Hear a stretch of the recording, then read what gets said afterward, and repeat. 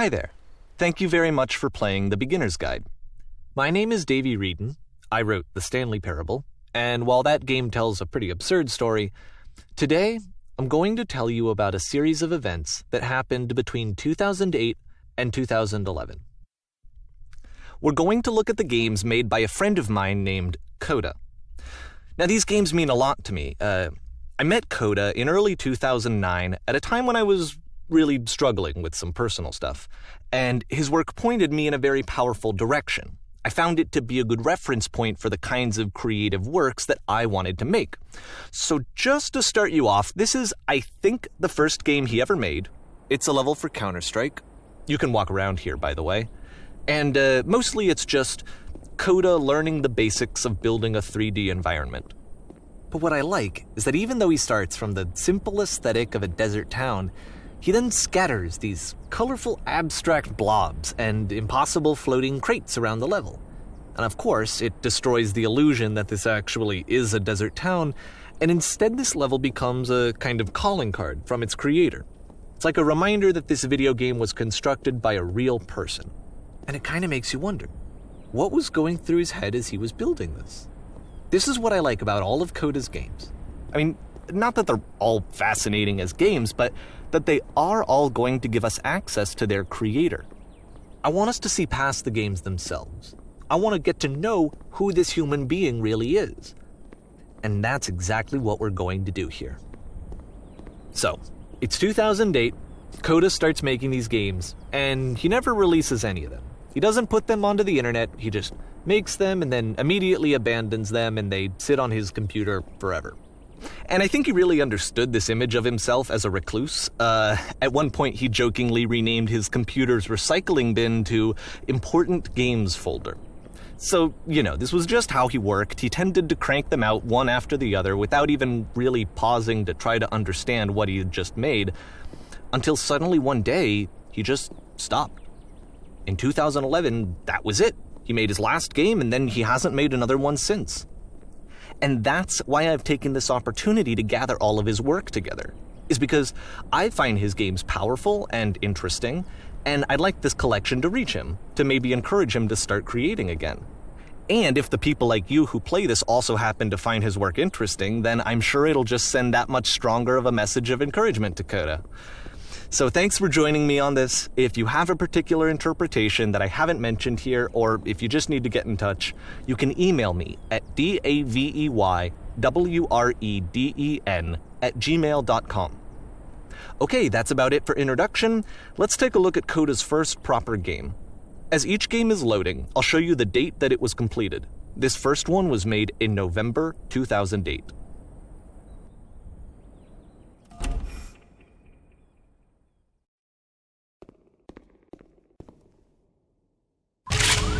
Warning. Whisper machine active. Shift destruction imminent. This game is called Escape from Whisper, and it's one of the more generic games you'll see from Coda.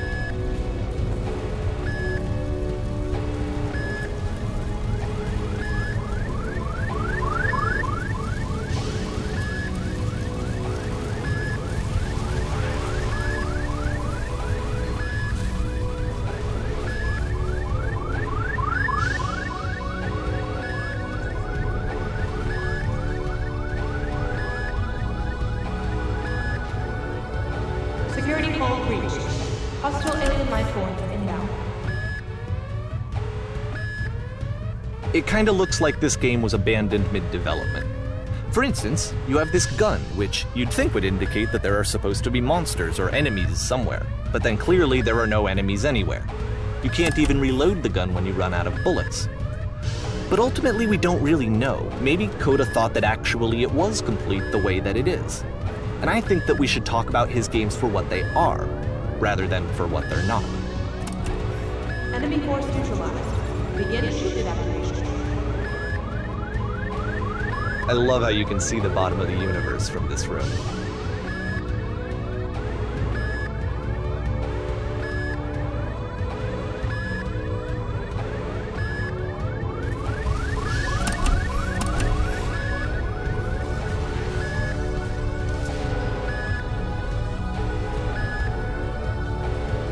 A Apparently, this space station has a labyrinth on it.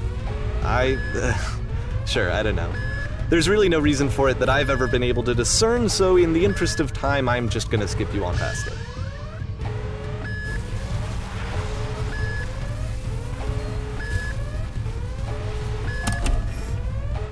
Okay, this is the part that's interesting. The game has this narrative about the whisper machine and how it has to be turned off, and then you get to the engine room.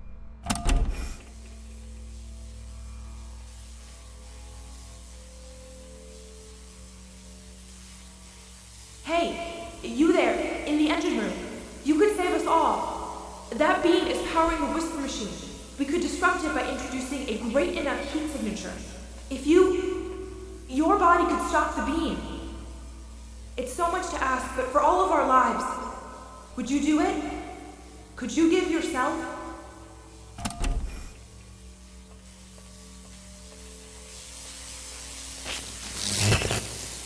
Let me pause here for a second. What you just experienced, stepping into the beam and then dying, is probably what Coda had initially intended when he was developing this level. But when he first compiles and plays it, something goes wrong. There's a bug somewhere. And this is what happens instead.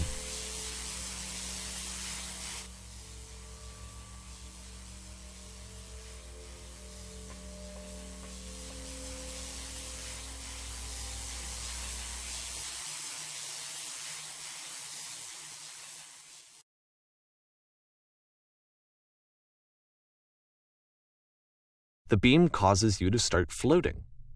And this is an important moment for him.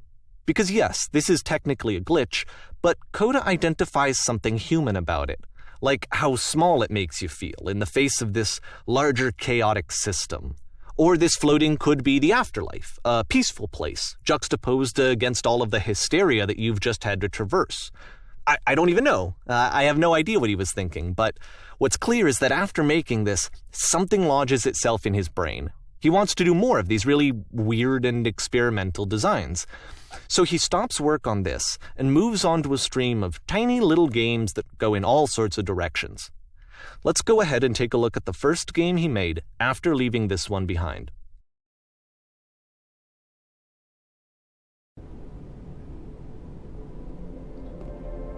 Yep, in this game you can only walk backwards.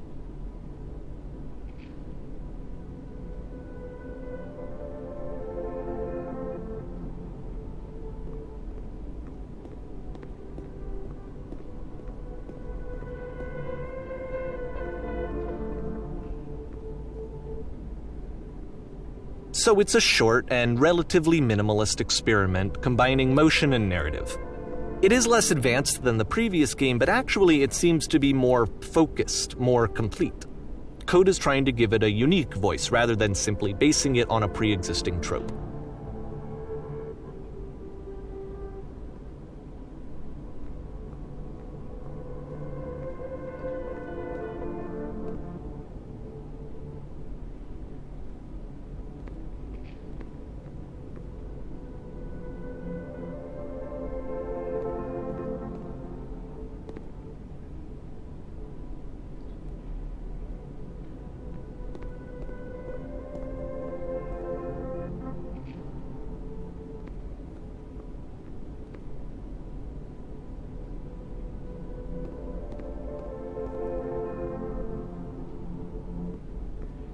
It's a short little thought, it says what it wants to say, and then it ends. Didn't need anything more than that. Which to me is why it works, because it gets out quick. Okay, next one.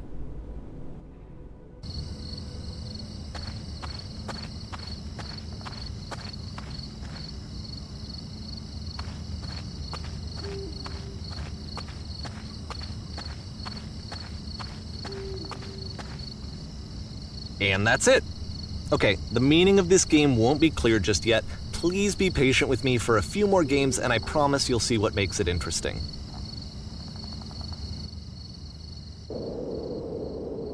Oftentimes, Coda would put bizarre titles like this one at the start of his games.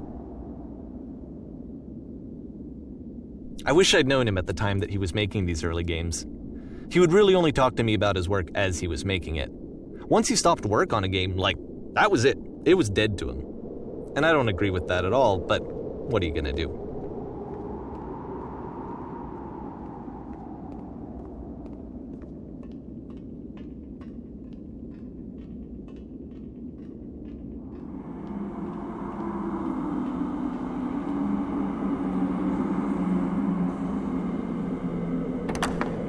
Once you've been slowed to an absolute crawl, the door at the top of the stairs opens. So why, if Coda's not showing these games to anyone, why bother opening the door at all? Well, to show you, I'm modifying the game here so that when you press the use key on your gamepad, it'll bring you back up to full speed so you can enter the door for yourself.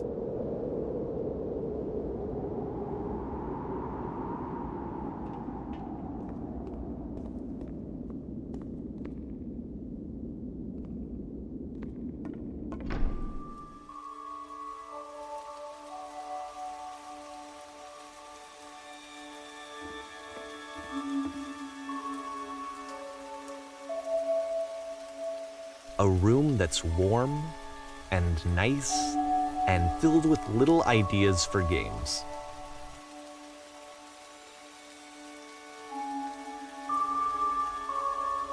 Coda would often tell me that he didn't mind if people thought of him as cold or distant.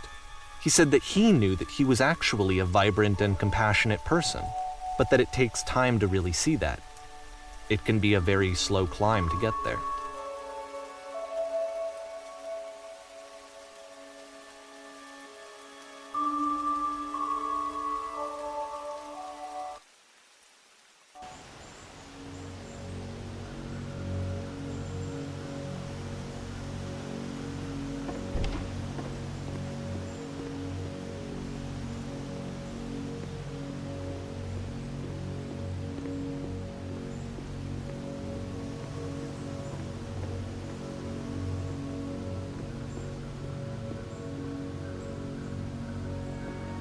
Well, this is new for Coda. It's an actual puzzle. Go ahead and see if you can solve it.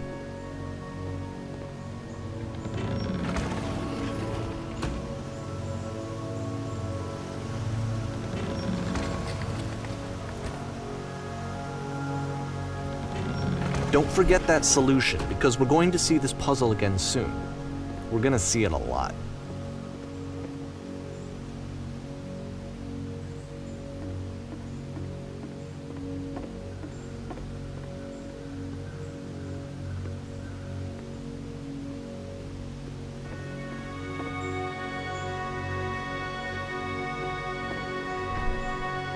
So that seems to be it, right? You walk down a corridor, you solve a puzzle, you get to the end. Simple enough. Alright, now I'm going to modify the game again, so that when you press the use key on your gamepad, it'll remove all of the walls from this room.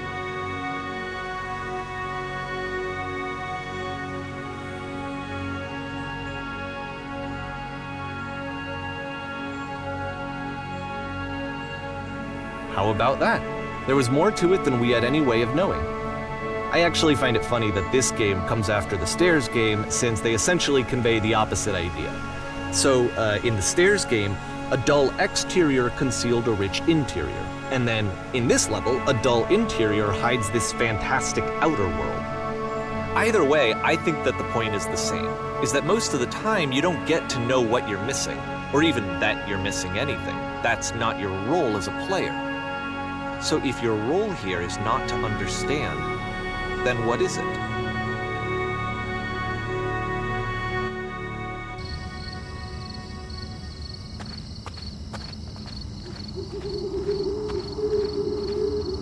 Aha! So this, combined with the entering game from earlier, tells us that Coda believes his games are connected somehow. It could even be that the Stairs game and the puzzle game are literally connected in between this and the entering game. There's a bigger picture that all of his games are meant to play a role in, some larger meaning that we won't be able to grasp until we've seen all of them. And once we have, we can step back and start to understand what exactly that bigger picture is.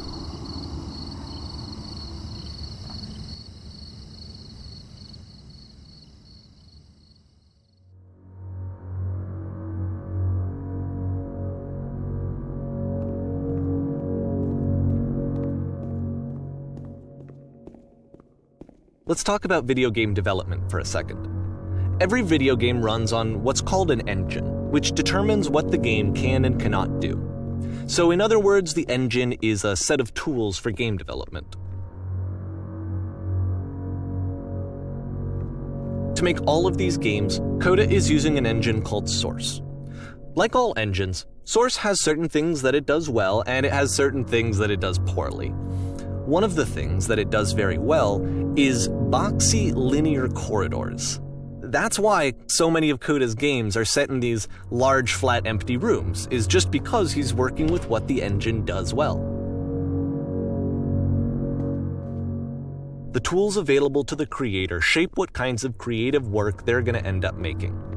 You might consider paying attention to the architecture in Coda's games to notice how they seem to stem from an engine that's very good at producing linear, boxy corridors.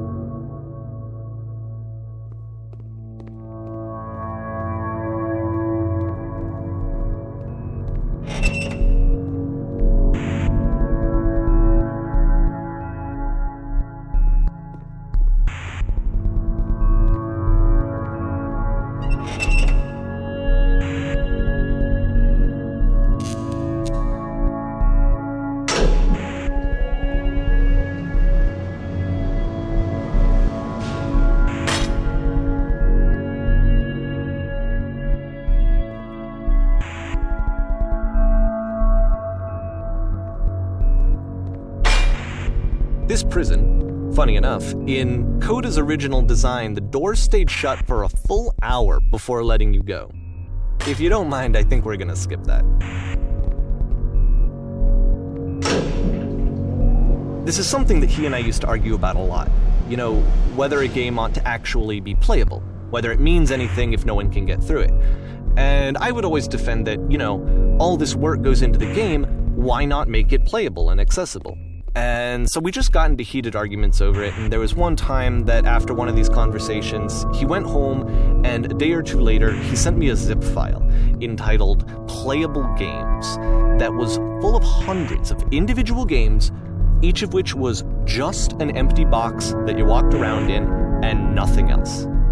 Believe me, I played every single one of those just to find out if there was like a gag hidden somewhere.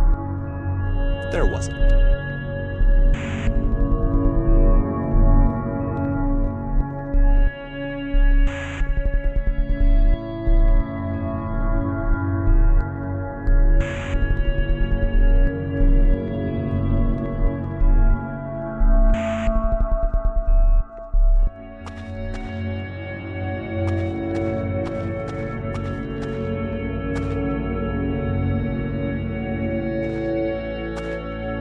It's the puzzle again, with the exact same solution as the last time.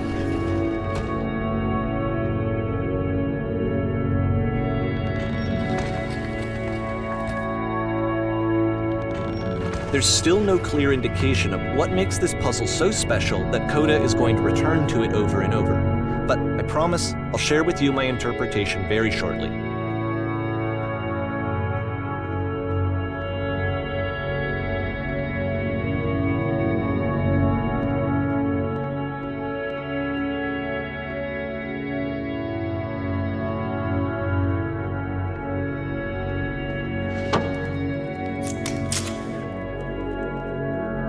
Here, Coda begins using a kind of dialogue system that he fashioned out of the engine's chat capabilities.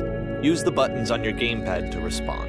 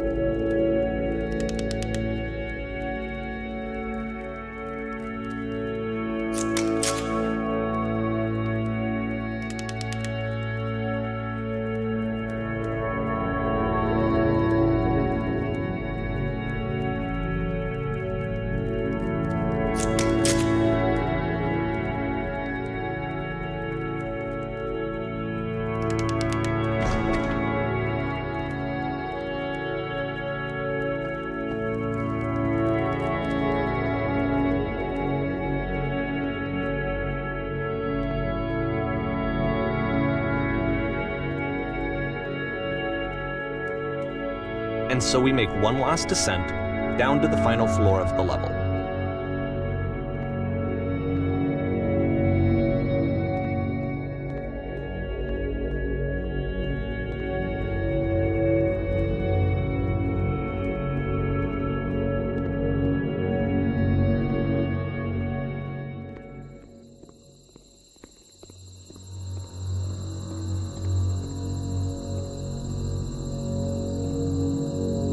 It's a lamppost.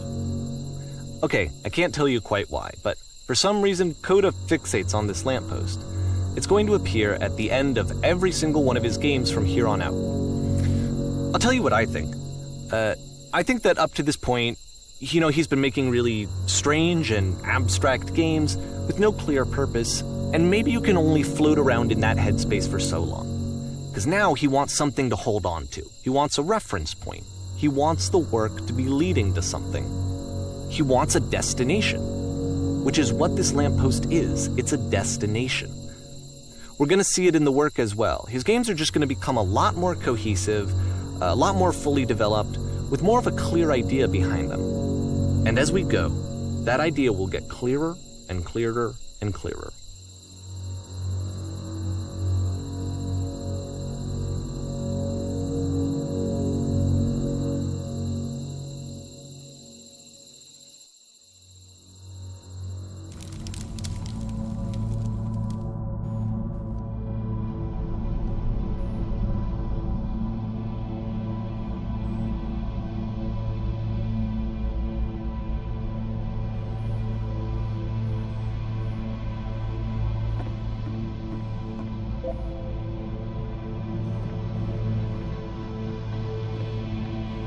So first off, I'm sure you can deduce this, but this game is not connected to the internet.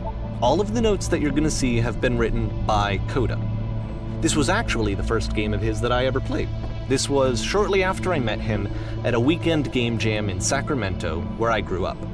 I saw him working on this very level, and it was just so different from anything that anyone else was doing. So right away I was like, I have to be friends with this person. In retrospect, I think I was probably a bit too pushy, trying to get his attention. I was over-enthusiastic. But he was very gracious about it and very patient with me. And I cooled off eventually. Oh, feel free to skip over any of these notes if they're not doing anything for you. Nothing extra is going to happen if you read all of them. Either way, to me they convey a sense of loneliness. I see this person who's filled with thoughts and feelings and beliefs and has no way to express them except as scattered and unheard voices in a game that wasn't meant to be played.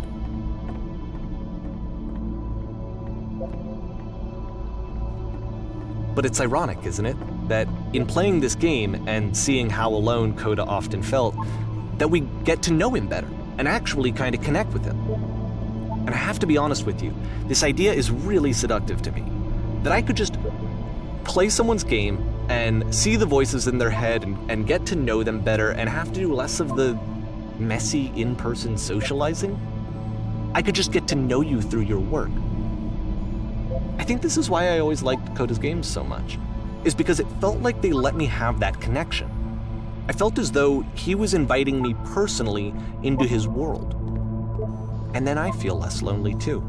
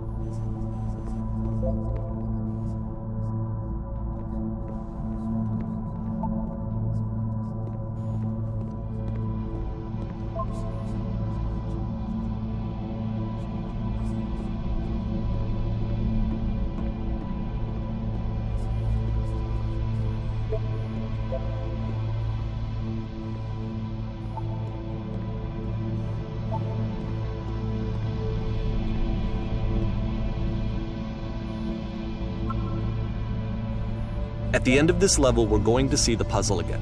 And here, I'll tell you what I think the puzzle means.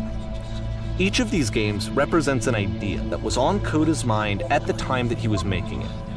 And the puzzle is a way of closing the door on a previous chapter of his life before moving on to the next one. In each of his games, after exploring a theme that, he might find difficult, Coda can then place this puzzle that he knows has a reliable solution, he understands exactly how it works, and so it gives him a simple mechanism for moving on.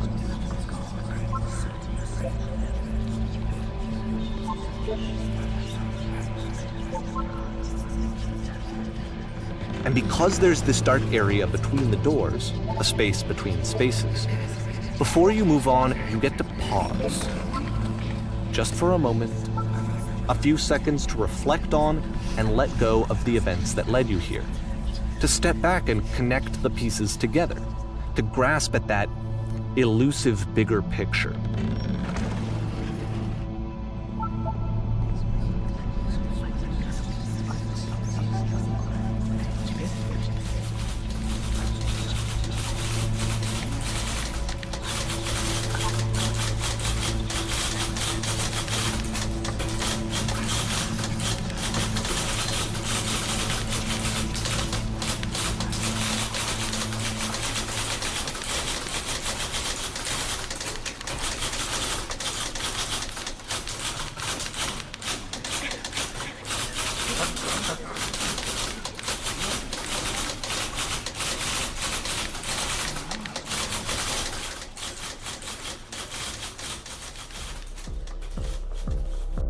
Okay, this one is tough. It's gonna kind of just spin its own wheels for a few minutes. Hang with it.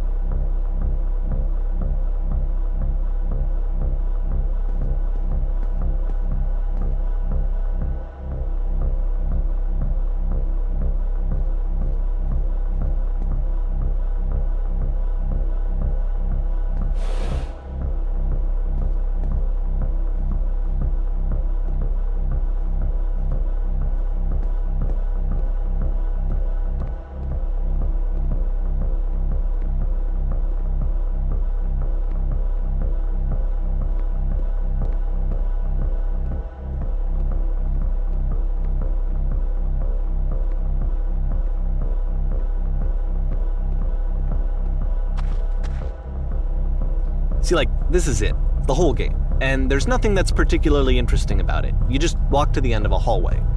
Except, for some reason, Coda gets really fixated on this prison that has all of this modern furniture. And I don't know why, but he decides he needs to revisit this prison. He's gonna start over, use the same assets, turn it into something else. Okay, cool, here's version 2.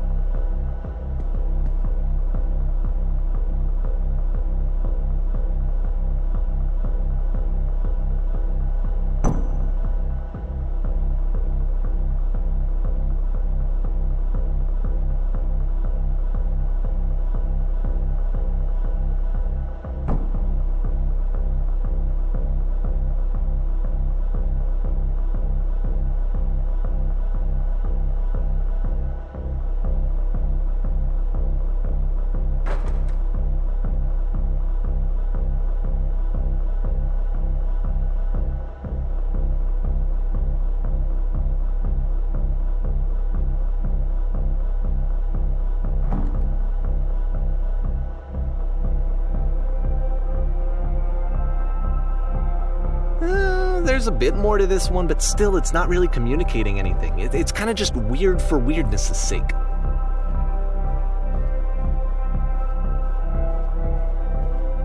So okay, he throws it out and starts over. This time he comes at the prison idea from a different direction.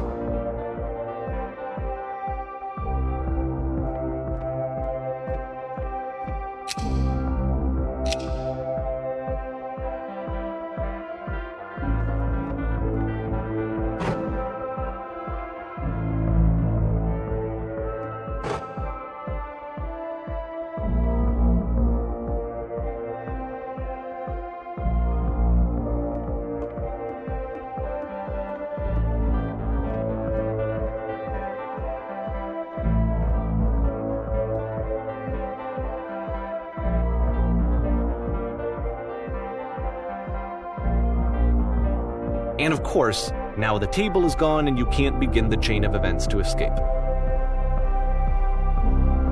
Here's a version where there are no bars, but you can't actually get to the well. And then a version where the inside of the prison is the outside and the outside is the inside. Let me just blink you real quick through a few more of these. I mean, he really unloaded on this prison idea. There's nearly a dozen of them. Personally, I think it's awful to watch this, to see a person basically unraveling through their work. And for what? Like, at what point do you just go, maybe there are game ideas other than this prison that I could be working on? But Coda doesn't have that voice telling you to stop, that particular mechanism of defense against yourself. Without it, you just spiral. And so he keeps going and going and going and going and going, and then he hits on something. And he likes it. And that's it. He's done. He stops making prisons. This is the very last version of the prison game that he created. And the reason I think it works is that the prison is not actually in it.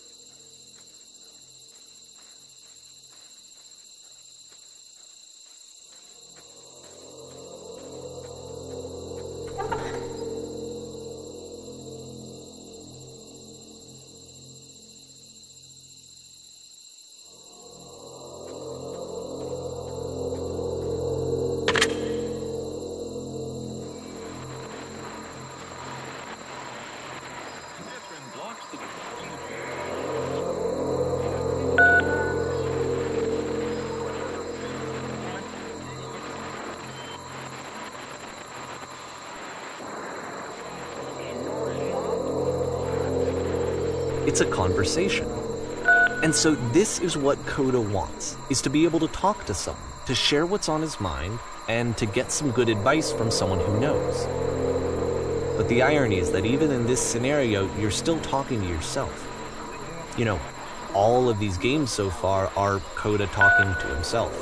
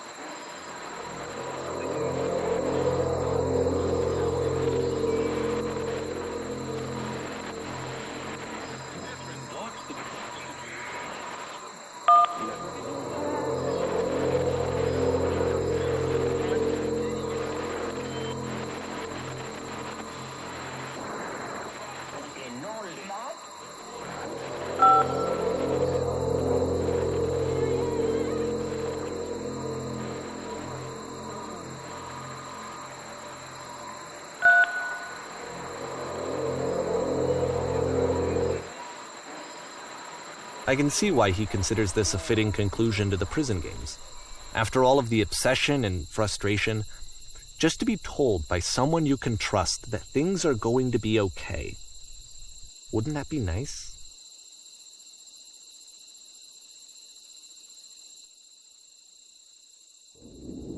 So what would it look like if Coda wanted to make a game about talking to someone other than himself?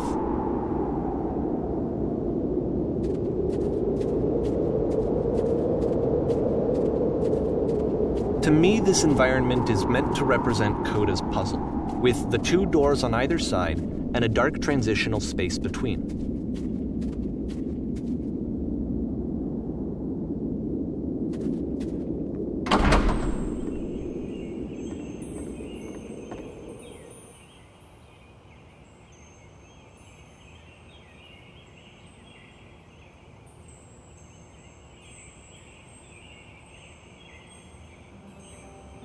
You'll notice that the quality of the art is a step up from previous games, including this new and improved chat system, which he started using from this point on. From here on out, he begins putting much more effort into the visual polish of his work, and this particular game took 2 months to create as a result.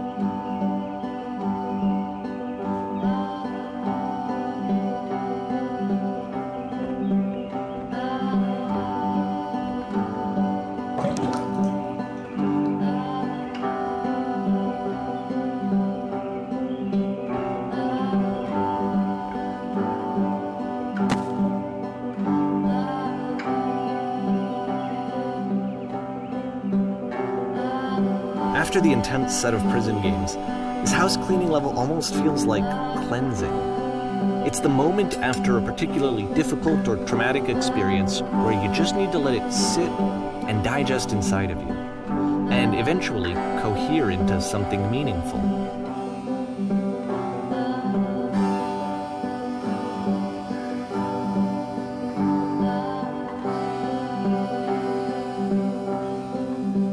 I know that Coda really liked this game. Of all of his work, actually, this was the only one that he called me up to ask me to come over and look at it. This was during a period of a few months where he was like grossly happy all the time, just walked around with a constant smile on his face.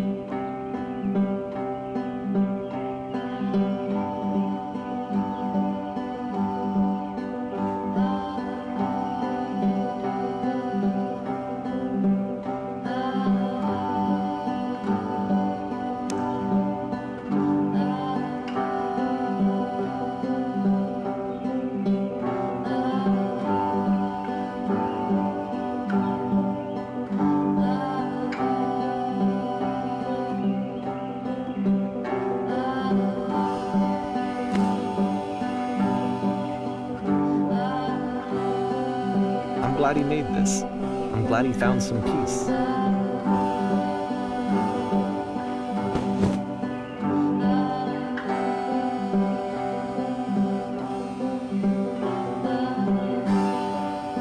But, of course, it can't last. The music stops, your companion is gone, it's time to leave. The door at the top of the hill is now open as well. Again, you can't stay in the dark space for too long. You just can't. You have to keep moving. It's how you stay alive.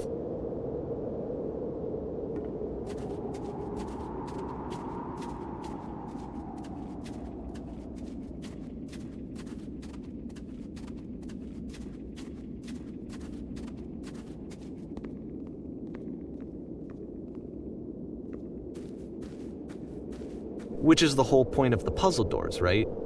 That sooner or later you have to pick up and move. I really thought that was the point of it.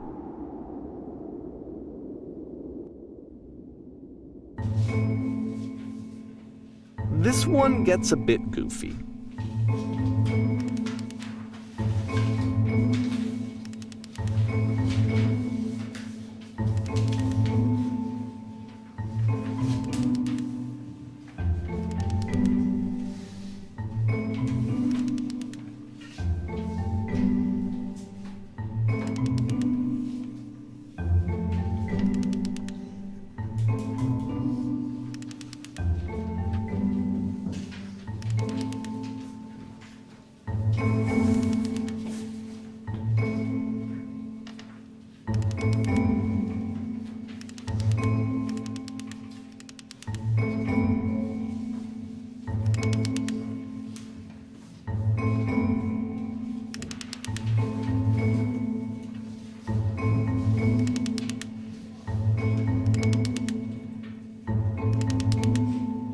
About halfway through the game, the perspective shifts.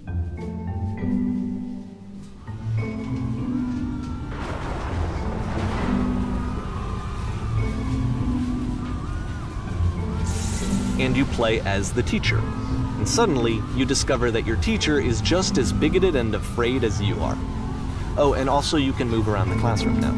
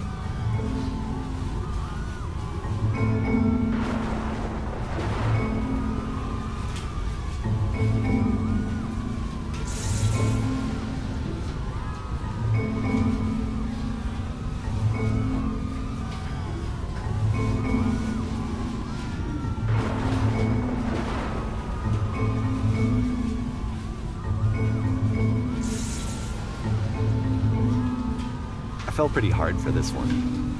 I feel like it's one of the most relatable experiences that you can have. To assume that some other person is perfect and totally fulfilled in every way, and completely miss all of the little flaws that make them painfully human. I think about this game a lot these days.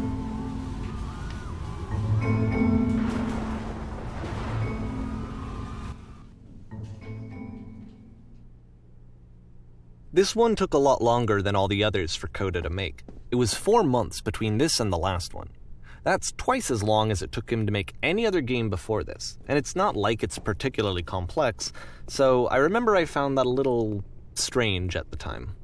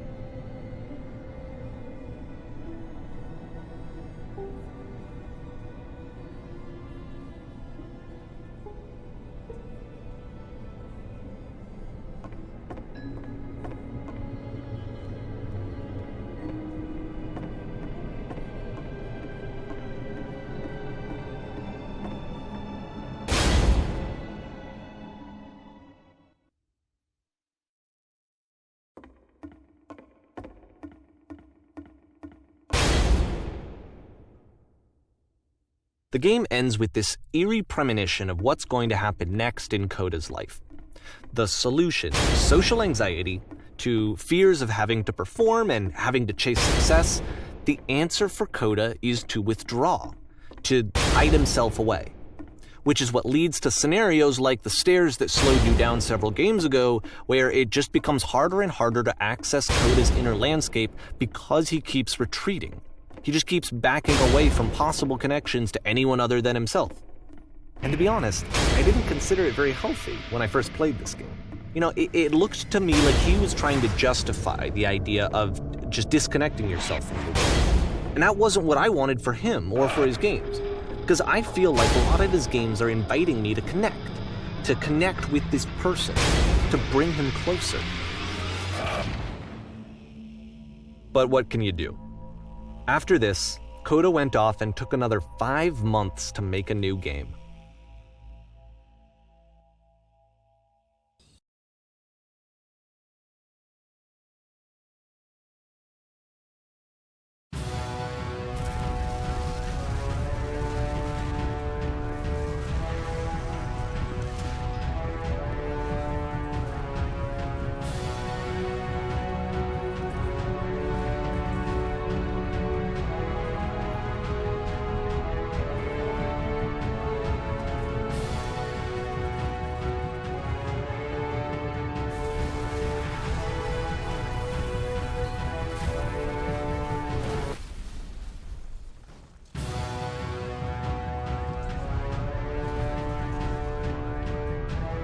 You should probably open your eyes if you haven't already. It's pretty much impossible to solve otherwise.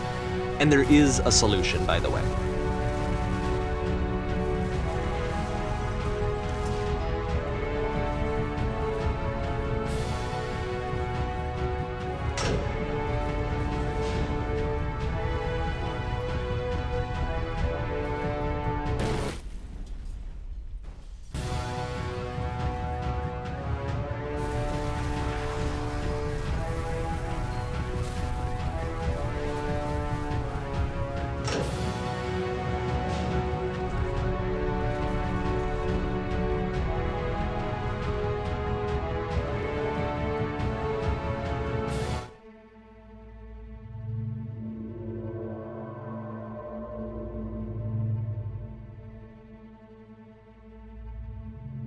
Like I said, I was getting concerned.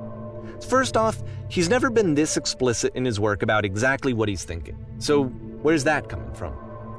But then even weirder, his work has potentially stopped being an outlet for him. Not like he's having trouble iterating on ideas, but he literally just can't think of new ideas anymore. And in person, he was being a lot more distant than usual. Like, you know how sometimes a person will just deflect anything that you say in order to keep themselves disconnected all the time? It was that kind of thing. Here was the point in my relationship with Coda where I really started to wonder if he needed my help in some way. His games are going to get more desperate from here on out. After this game, it's almost 6 months before he finishes something new.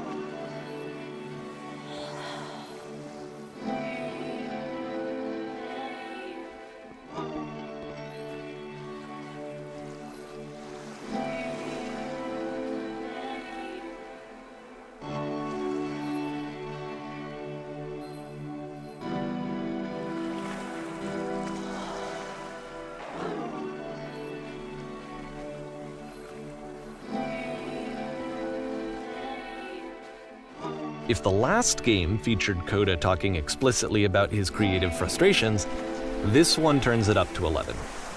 Now, put yourself in my shoes playing this. Here's a friend whose work is exhibiting signs of struggle, frustration, anxiety, depression, even. And yet, still, he keeps making games. He keeps throwing himself into the grinder even when he clearly doesn't have the energy for it anymore. Why? What is it for? Because from my perspective at the time and just what I knew of him, this was a result of how isolated he was. He was in his own little bubble, just sitting at his computer all day, not really showing these games to anyone, not releasing them onto the internet, and so he didn't have anyone outside of himself to connect with. He had no outlet to ground himself on.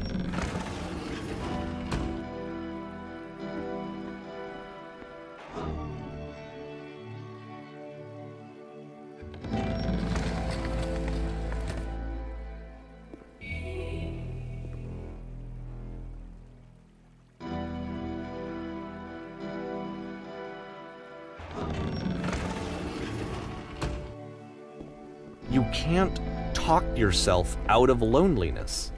It doesn't work that way. You can't be the one writing both the questions and the answers. Then there's no movement. Then there's no circulation.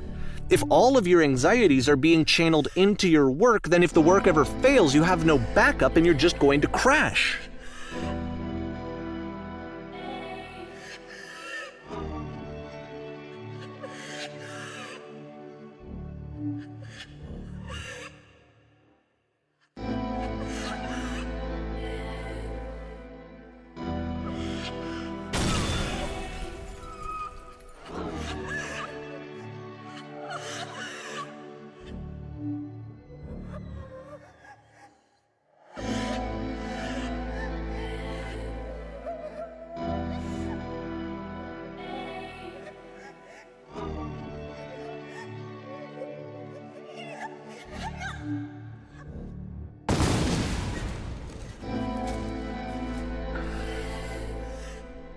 Seeing this game at the time that he made it, it looked really unhealthy to me. I was watching him do this to himself, and I hated it. I hated seeing him so trapped. It's like, video games are not worth this amount of suffering. This is someone I really cared about. And I used to get so much joy out of seeing him create.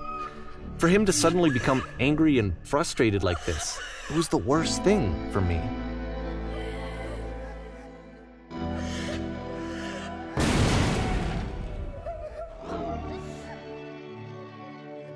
I don't know. This is what I felt at the time. I don't know how else to explain it. I wanted it to stop more than anything. I had never felt so rotten. I needed more than I had ever needed anything for this to stop.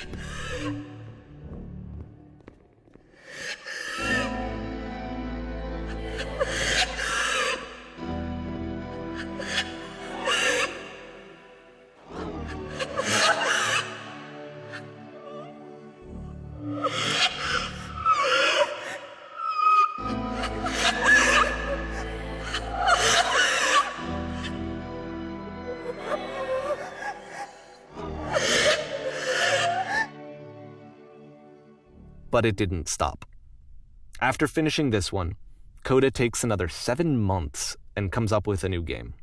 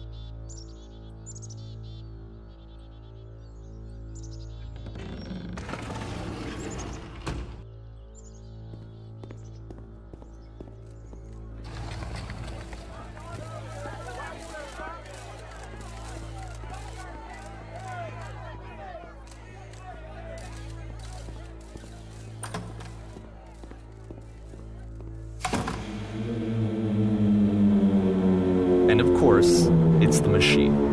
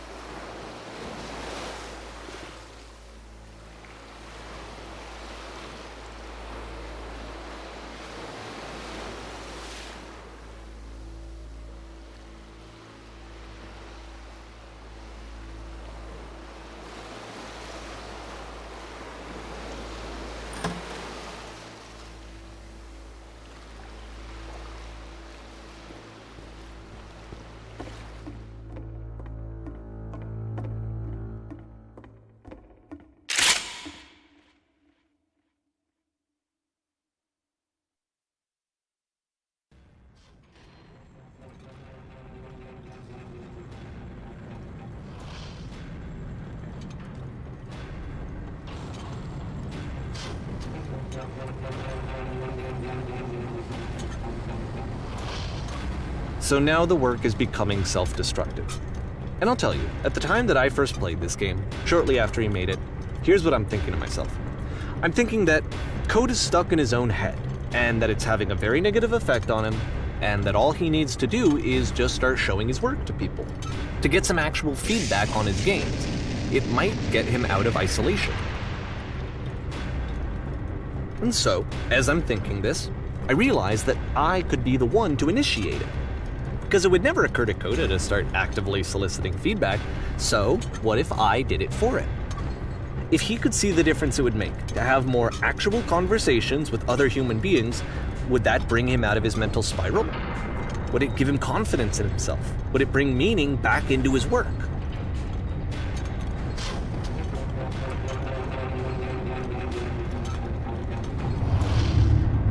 So I started showing Coda's work to people. I took this one, and the islands which you just played, the theater, the notes, the house cleaning game, and some of the prison escape games.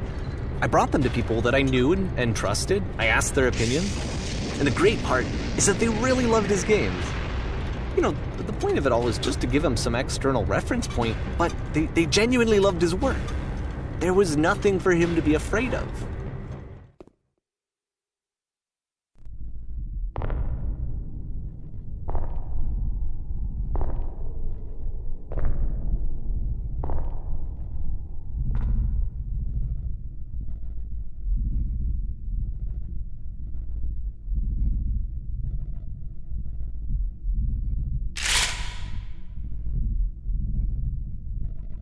Can you see why I felt like this was the right thing to do? Because it's the thing that I always feel like I need, to be told that my work is good, that I am good. When someone really connects with a thing that I've made, when they see themselves purely in my work, there's nothing that feels better. And I got to give that very same feeling to my friend.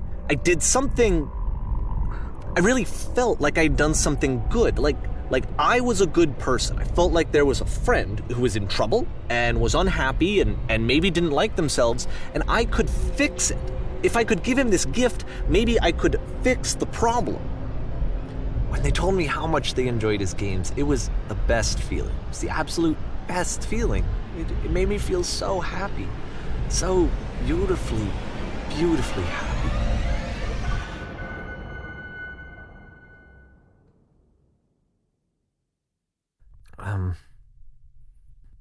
So anyway, Coda finishes this game, and then really he just kind of takes off for a while.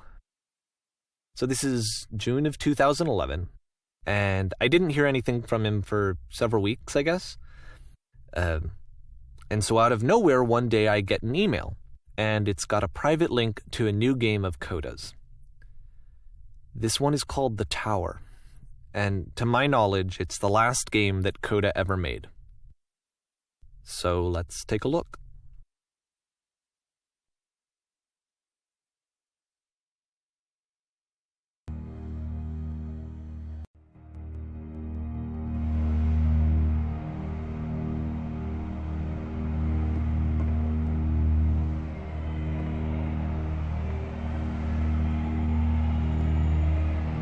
And this is where I have trouble saying anything meaningful about Coda's work. Because more than anything else, The Tower just feels distant. It feels like it's trying to distance itself from the world. It's a very cold game.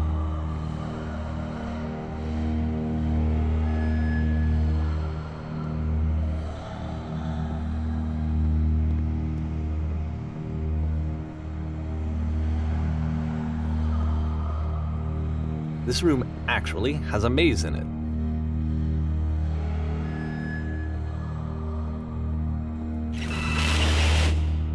Except that all the walls of the maze are invisible. And then every time you touch one of the walls, there's this awful flashing and noise, so the experience is really miserable. The game goes beyond not being meant to be played, it actually seems to despise the player for trying to play it at all. But I do want to show you the rest of the level, so when you're ready to continue, press the Use key on your gamepad, and I'll put a bridge over the maze.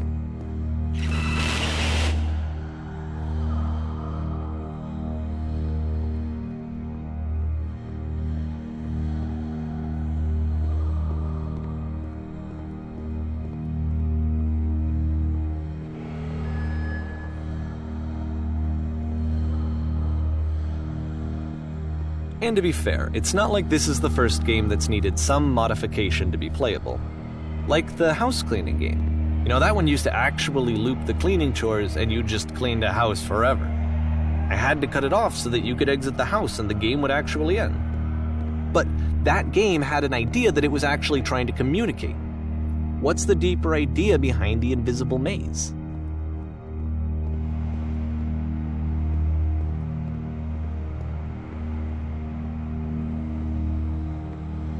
The only way past this challenge is to randomly guess the 6-digit code. Like the invisible maze, it's frustrating to me, because it's the opposite of everything else that Coda has made. It doesn't encourage thought or engagement. It doesn't ask anything of me, except a lot of my time. If I could have reached him during this time, then maybe I could have asked him, but I couldn't. I still don't really understand why this is here. I'll put the code on the ground for you here, though, so that we can move on.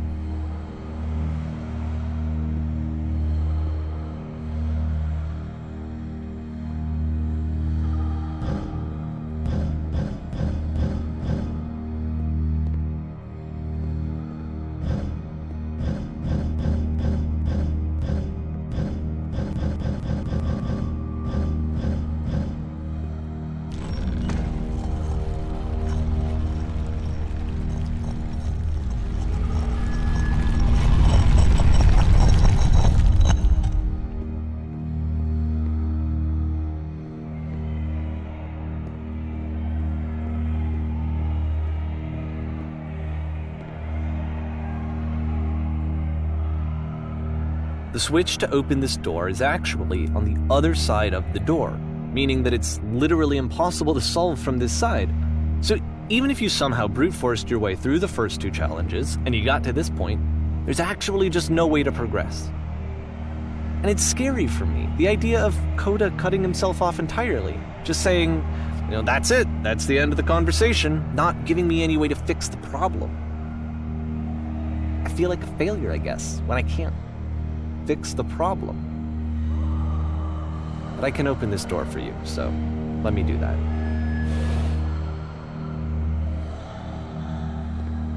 Was I a failure for not understanding this game?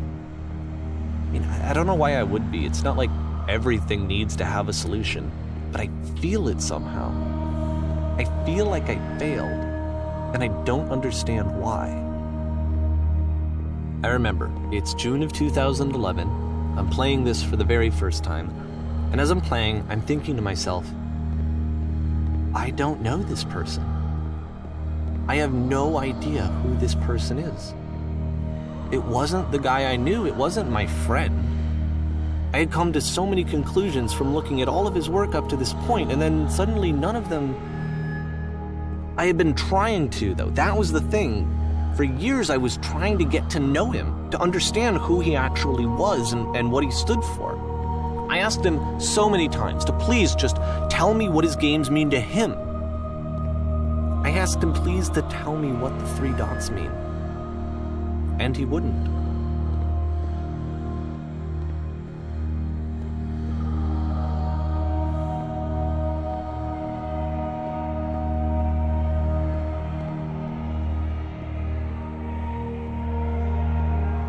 I just felt so strongly that if I could have connected with him, that if I could have somehow made his work my own, that I would finally be once and for all happy. It was that I needed to see myself in someone else.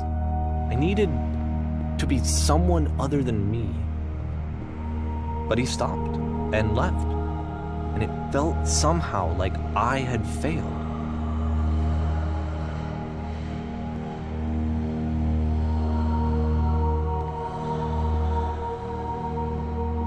Where did I screw up?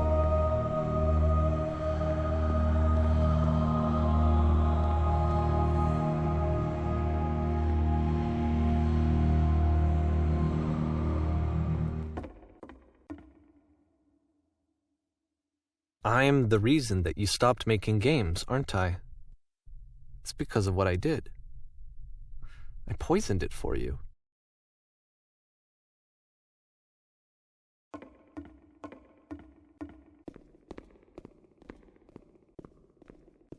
I don't think I ever told you this, but when I took your work and I was showing it to people, it actually felt...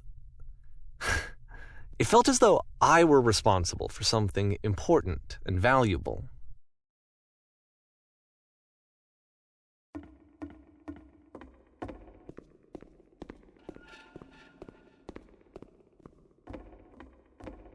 And the people who played them, they treated me like I was important. They really listened and cared about what I had to say. Even though I was showing your work, I felt good about myself. Finally. For a moment, while I had that, I liked myself.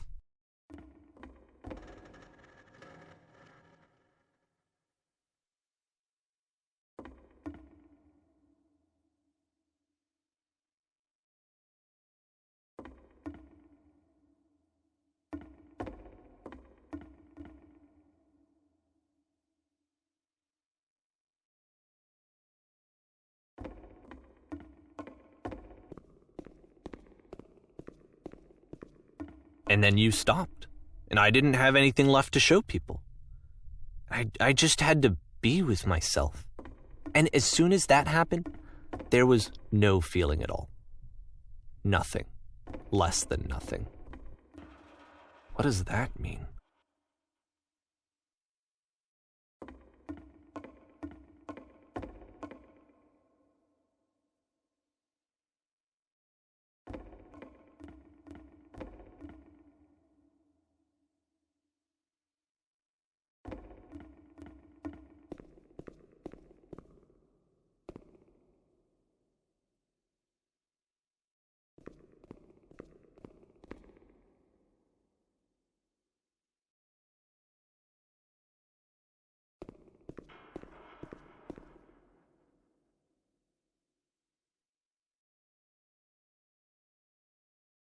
I'm afraid that I did something really stupid because I don't like myself.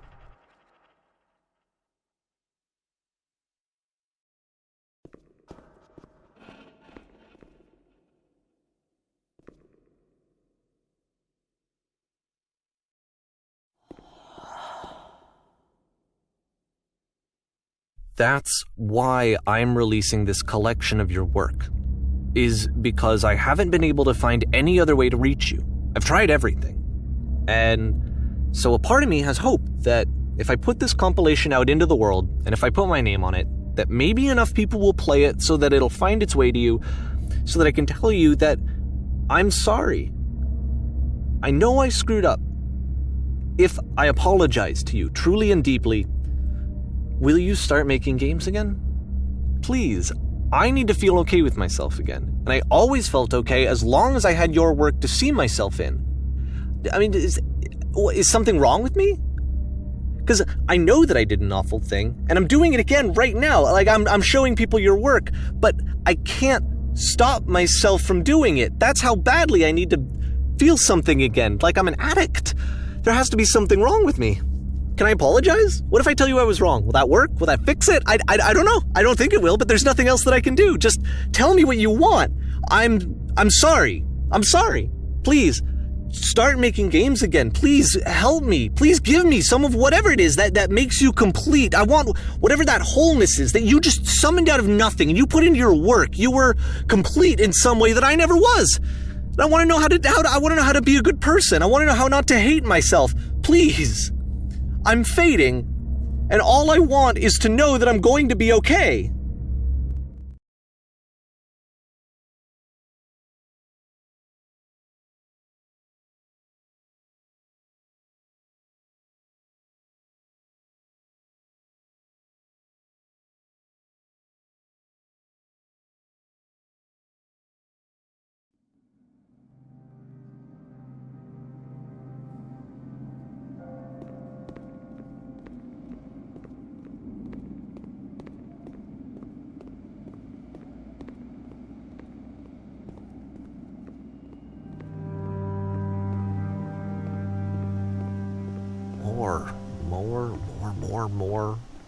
More love, more praise, more people telling me that I'm good.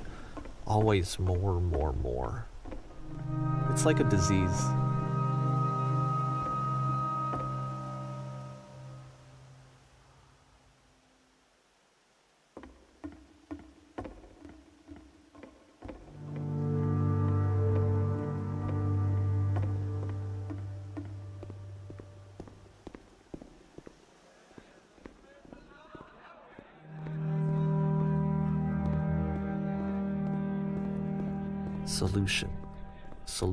Solution.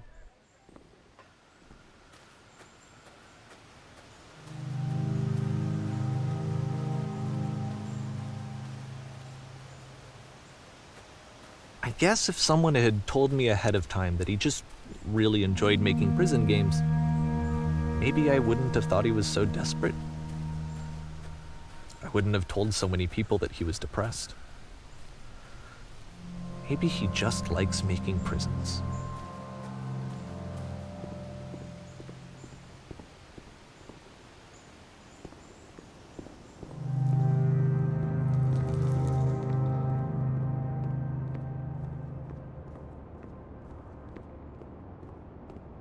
Even now, the disease is telling me to stop.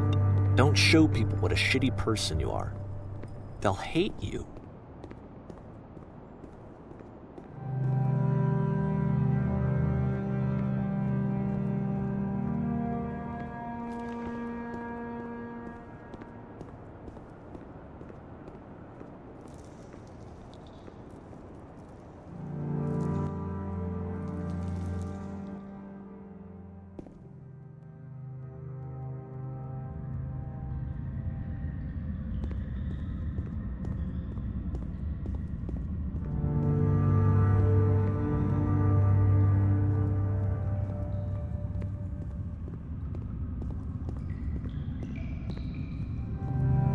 If I knew that my life depended on finding something to be driven by other than validation, what would that even be? It's strange, but the thought of not being driven by external validation is unthinkable. Like, I actually cannot conceive of what that would be like.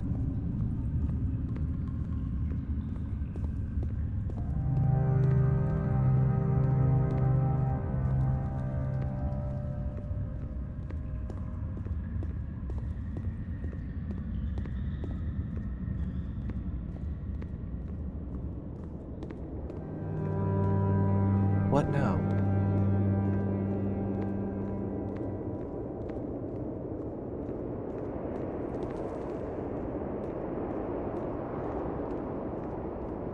I think I need to go. And I'm sorry, because I know that I said that I would be here and I would walk you through this, but I'm starting to feel like I have a lot of work to do. I have a lot that I need to make up for, and so I'm just gonna... Okay.